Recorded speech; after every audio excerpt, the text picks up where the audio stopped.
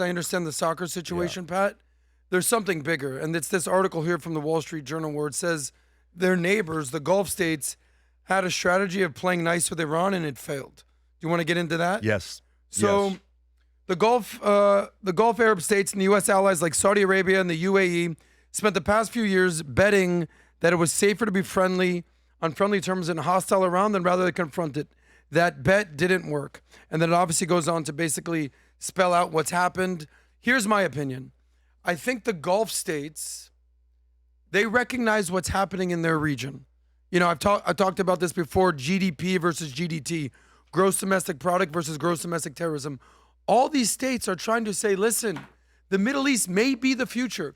I saw what you said in your regime collapse, saying maybe there's one day we go back to Iran.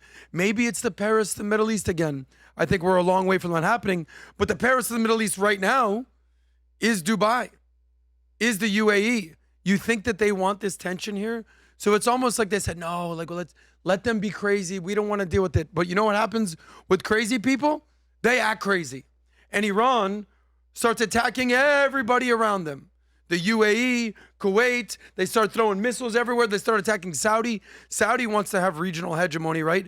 All these countries have oil. All these countries want tourism. All these countries with pragmatic Arab leaders want to have the two things that every other country wants. What's that? Peace and prosperity. Iran doesn't want peace and prosperity.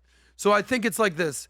They've awoken a giant in the Middle East. Everybody recognizes that Iran is the smelly kid on the playground and nobody wants to play with these people, even their own neighbors. And now they're all saying, time to take this regime out.